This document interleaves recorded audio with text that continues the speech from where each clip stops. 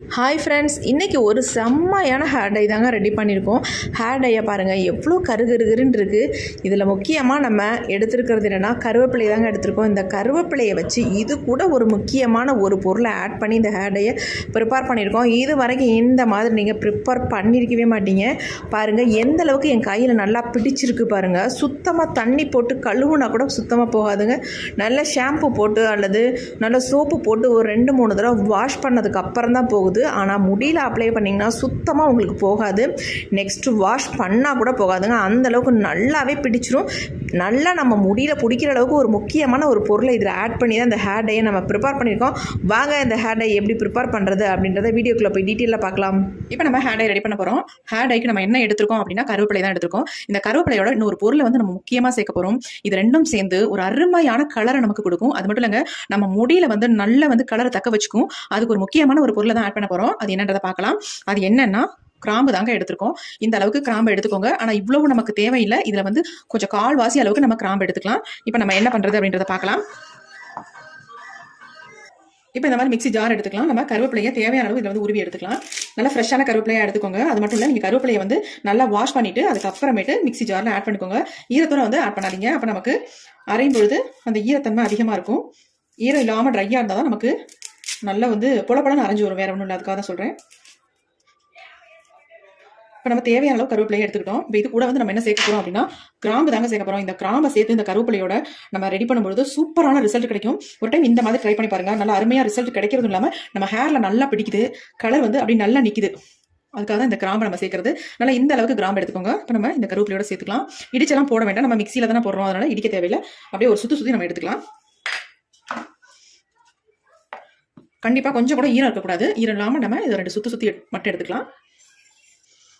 இப்போ நம்ம லைட்டாக 2 சுற்றினா போதுங்க. பாருங்கள் எந்த அளவுக்கு பொலப்பொலன்னு அரைஞ்சி வந்திருக்கு. பாருங்கள் நல்லா அரைஞ்சி வந்திருக்கு. இந்த மாதிரி நமக்கு வரணும். இப்போ இது அப்படியே இருக்கட்டும். அடுத்து நம்ம என்ன பண்ண போகிறோம் அப்படின்றத பார்க்கலாம். அடுத்து இப்போ வந்து நம்ம இரும்பு கடாய் ஒன்று எடுத்துக்கலாம். அதை வந்து ஸ்டவ்வில் வச்சுட்டு இப்போ ஸ்டவ்வை வந்து ஆன் பண்ணிடலாம். இந்த இரும்பு கடாய் கொஞ்சம் ஹீட் ஆனோடனே இதில் வந்து ஒரு 2 பொருட்கள் மட்டும் நம்ம ஆட் பண்ணிக்கலாம். ஃபர்ஸ்ட் நம்ம இதில் என்ன ஆட் பண்ண போகிறோம் அப்படின்னா 2 ஸ்பூன் அளவுக்கு வெந்தயம் சேர்த்துக்கலாம். ஏன்னா வெந்தயம் வந்து நமக்கு வறுபடாது. அதனால கொஞ்சம் முன்னாடியே ஃபர்ஸ்ட் நம்ம வெந்தயத்தை ஆட் பண்ணிக்கலாம். இது கொஞ்சம் நல்லா வறுபடட்டும்.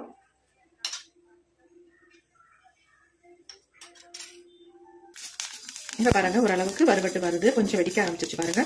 இந்த ஸ்டேஜில் நம்ம என்ன ஆட் பண்ண போறோம் அப்படின்னா நம்ம முடிய நல்லா கருகருன்னு வச்சுக்கக்கூடிய கருஞ்சீரகத்தை தான் ஆட் பண்ண போறோம். 2 ஸ்பூன் அளவுக்கு கருஞ்சீரகம் ஆட் பண்ணிக்கோங்க. இப்போ இதையும் சேர்த்து நல்லா வறுத்துக்கலாம். லைட்டாக கொஞ்சம் ஃப்ரை ஆனவுடனே நம்ம அரைச்சி வச்சிருக்கோம் பார்த்தீங்களா கருவேப்பிலையும் கிராம்பும், இந்த பொடியை வந்து இதில் ஆட் பண்ணிக்கலாம்.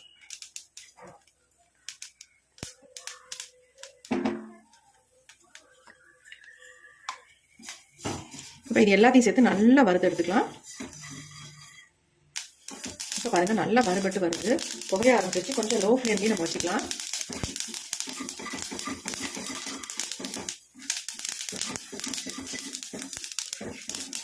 இந்த மாதிரி நல்லா கருப்பாக வறுபடணும் நமக்கு.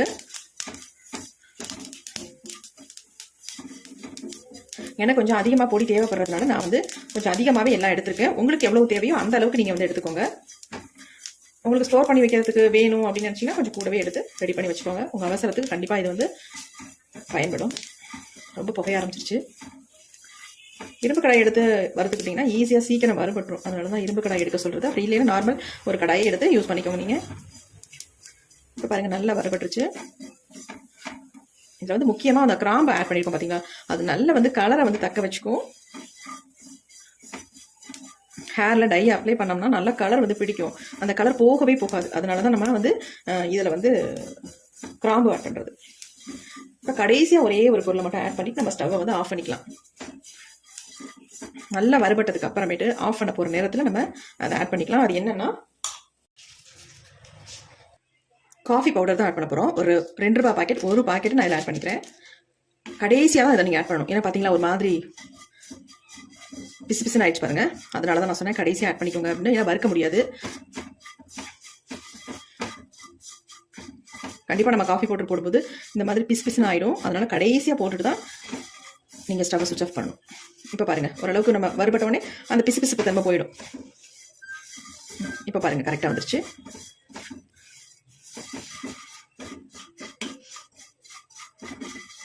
சூப்பரான ஹேர் டை நம்ம ரெடி பண்ண போகிறோம்.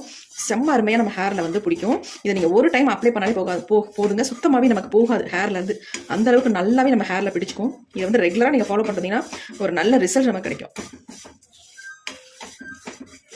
இது வந்து இன்ஸ்டன்ட் ஹேர் டையாகவும் நீங்கள் யூஸ் பண்ணிக்கலாம். பெர்மனெண்ட்டாகவும் உங்கள் ஹேரில் ஃபுல்லாக அப்ளை பண்ணிவிட்டு வாஷ் பண்ணிட்டு வரலாம். நல்ல ரிசல்ட் நமக்கு கொடுக்கும். நல்ல வந்து ஹேர் வந்து நல்லா சேஞ்ச் ஆகி வரும். இப்போ பாருங்கள், நல்லா வறுபட்டுருச்சு.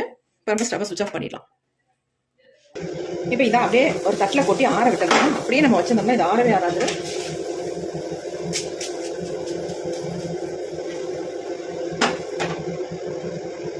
பாருங்க, தட்டில் கொட்டியாச்சு. ஒரு 5 minutes விட்டிங்கன்னா அப்படியே ஆறிடும். அதுக்கப்புறமேட்டு எடுத்து யூஸ் பண்ணிக்கலாம். நம்ம அடுத்து என்ன பண்ண போகிறோம் அப்படின்னா, மிக்ஸி ஜார் எடுத்துக்கலாம். அதில் வந்து வறுத்து வச்சுருக்க இந்த பொருள்களை ஆட் பண்ணிக்கலாம். இப்போ இதை வந்து நல்லா நைஸாக அரைச்சி எடுக்க போகிறோம். நல்லா பவுடர் மாதிரி அரைச்சி எடுத்துக்கணும். எல்லாம் நல்லா வறுபட்டுருக்கிறதுனால டக்குன்னு அரைஞ்சிரும், ஒன்றும் இல்லை. இப்போ நம்ம அரைச்சி எடுத்துட்டு வந்துடலாம். இப்போ நம்ம அரைச்சி எடுத்தாச்சு. பார்க்கலாம் எப்படி இருக்குது அப்படின்னு.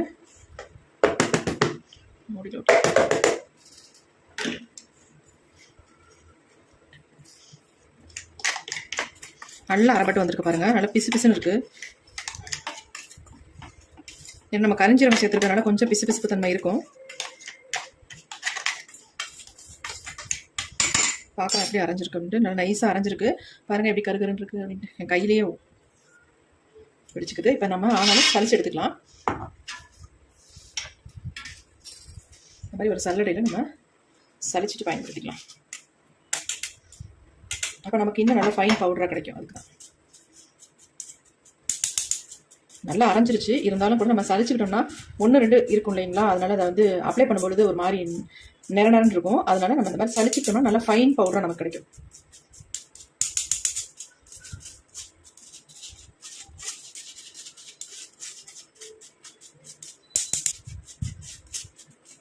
இது கொஞ்சம் குறக்குறன்னு தான் இருக்குது. இது கூட அப்படியே நம்ம ஒரு தடவை மிக்சியில் போட்டு அரைச்சிட்டு அப்புறம் நம்ம சளிச்சிக்கலாம். லைட்டாக ஒரு ஓட்டு ஓட்டினீங்கனாலே போதும். வேண்டாம், இதை கூட நம்ம வச்சிடலாம். இது அப்படி இருக்கட்டும். நம்ம இதை மட்டும் யூஸ் பண்ணிக்கலாம். பாருங்க எப்படி இருக்குப்பா, பயங்கர சாஃப்டாக இருக்குது. கையில் தொடுறதுக்கே அப்படி இருக்குங்க. அவ்வளோ அருமையாக இருக்குது. நல்லா சாஃப்டாக இருக்குது. பாருங்க, கை பாருங்கள், நல்லா பிடிக்குது கையில்.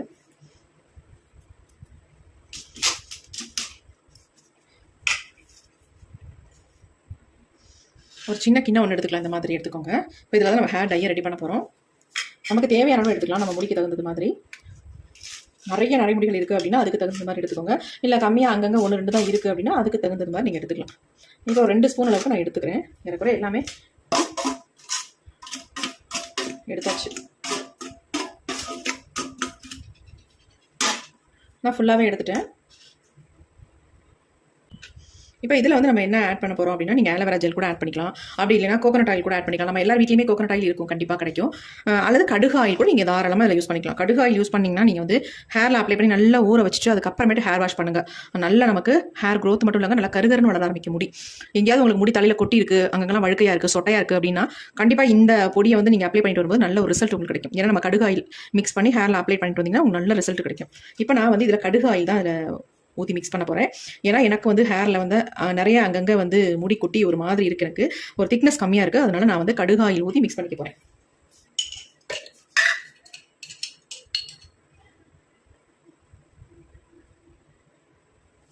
பாருங்க, நல்லா 1 ஸ்பூன் அளவுக்கு எடுத்துக்கிட்டேன். வேறு எதுவுமே நீங்கள் ஆட் பண்ண வேண்டாம். வெறும் கடுகு ஆயில் மட்டுமே போதும் நமக்கு. ஆயில் கூட எனக்கு தீந்துருச்சு. பேக்கெட்டில் இருக்குது, எடுத்து பாட்டிலில் ஊற்றணும். இப்போ இதை வந்து நல்லா மிக்ஸ் பண்ணிக்கலாம்.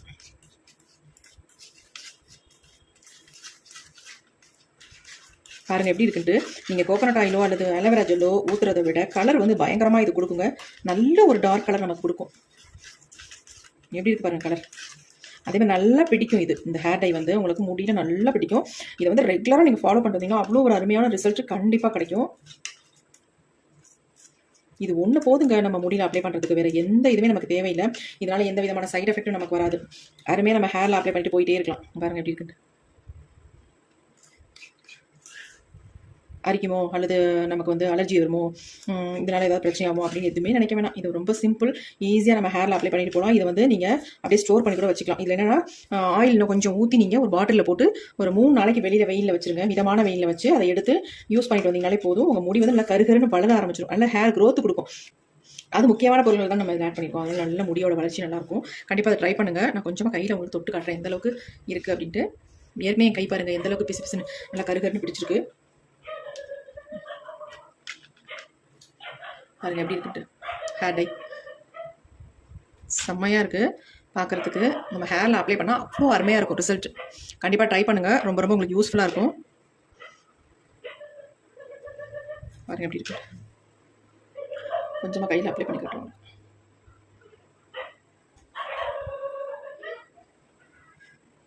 எப்படி இருக்கு அப்ளை பண்ணுறதுக்கு அவ்வளோ ஸ்மூத்தாக இருக்குது. நமக்கு எல்லா முடிக்கும் நல்லா அப்ளை பண்ணி விட்டுருங்க. அப்ளை பண்ணிவிட்டு நீங்கள் ஒரு 2 ஹார்ஸ் கூட அப்படியே விட்டுட்டு அதுக்கப்புறமேட்டு ஒரு மைல்டு ஷாம்பு போட்டு வாஷ் பண்ணிக்கோங்க. அல்லது சிகக்காய் யூஸ் பண்ணிக்கோங்க. அது எப்படி இருக்குன்னு சூப்பராக இருக்குது. கண்டிப்பாக ட்ரை பண்ணுங்கள். ஒரு அருமையான ரிசல்ட் நமக்கு கொடுக்கும். அது இல்லாமல் இது இன்ஸ்டன்ட் ஹேர் டையாகவும் நீங்கள் யூஸ் பண்ணிக்கலாம். எங்கேயும் வெளியில் கிளம்புற நேரம் கண்டிப்பாக இந்த ஹேர் டையை நீங்கள் அப்ளை பண்ணிவிட்டு அப்படியே வெளில போய்க்கலாம். நல்லா தலையை சீவிக்கிட்டு சுத்தமாக ஒன்றுமே தெரியாது உங்களுக்கு. டை அப்ளை பண்ண மாதிரியே தெரியாது. நார்மலாக ஆயில் வச்சிருக்க மாதிரியே தான் இருக்கும். அப்படியும் ட்ரை பண்ணலாம். நீங்கள் பெர்மனெண்ட்டாக உங்கள் ஹேர் நல்லா பிளாக்காக மாறணும், நல்லா வளரணும்னு நினச்சிங்கன்னா இதை வந்து ரெகுலராக நீங்கள் பயன்படுத்திடுவாங்க. வாரத்துக்கு 3 தடவை இதை வந்து யூஸ் பண்ணிடுவாங்க. நல்ல ரிசல்ட் பிடிக்கும். ஃபுல்லாக வந்து உங்களுக்கு வெள்ளை முடியாக இருக்குது அப்படின்னா கண்டிப்பாக இதை வந்து ஆயிலில் மிக்ஸ் பண்ணி உங்கள் ஹேரில் நல்லா அப்ளை பண்ணிடுங்க. உங்கள் முடியெல்லாம் எல்லாமே நல்லா கருமையாக மாறிடும். அந்த அளவுக்கு சூப்பராக ரிசல்ட் கொடுக்கும். கண்டிப்பாக ட்ரை பண்ணுங்கள். இப்போ வாங்க இந்த ஹேர் டையை என்னுடைய ஹேர்லாம் வந்து நான் அப்ளை பண்ணி காட்டுறேன்.